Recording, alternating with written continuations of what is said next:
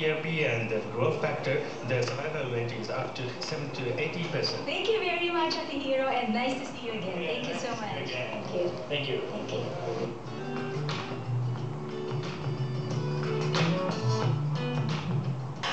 Maraming salamat po. Sana ay meron kayong natutunan at meron kaming naibahagi or na-share sa inyo na knowledge ukol dito sa larangan ng pagpapaganda without doing yung tinatawag nating grabe or invasive procedures. Maraming salamat po at magkita-kita tayo muli. Hi, Dr. Lane, thank you so much. Maraming salamat. Alam mo talaga maganda yung minimally invasive aesthetic surgery. Dahil kumbaga, ang mga sandamukal na ginagawa sa mukha. Sandamukal eh. Paayusan ng bakna. Bakit namang tambak? Santak-tak, Hindi kasi sabi ni Doktora kanina yung fillers, yung botox, yung iba-ibang klase. Iba-ibang klase ng di ba sandamukal yun? O kaya kailangan maingat tayo. Pero kasi maraming ginagawa sa mukha, nabubuwasan sa pamamagitan itong minimal invasive surgery, diba? Nasa tulong naman ni Dr.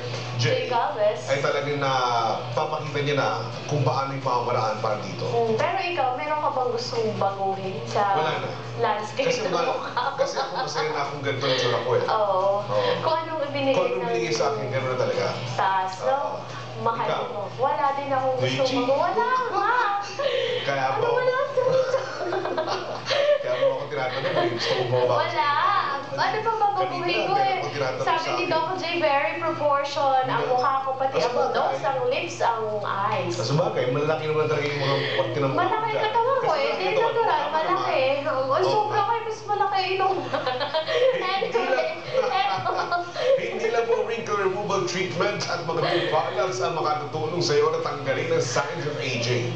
Ang ilang pagbabago sa iyong diet at lifestyle makatutulong nito. Ayon sa mga nutritionists at beauty experts, ang pagkain ng prutas, whole grains at mga healthy fats pa rin ang pinakamagandang solusyon para ang ating katawan at skin laging great shape. Dapat lang. Eto, handa ka na ba sa isang diet makeover? Ako muna sasabihin sa akin yan. Bakit? Matagal ko na ginagawa yan. Talaga lang ha? Oo. May iba yung nakikita ko kinakain mo. Sige. Ang mga power foods na ito ay daan para sa glowing skin. Ito ay iba pang paraan para bumaba ang tsansa sa pagkakaroon ng wrinkles. Ito ang 10 wrinkle fighting foods na kailangan natin para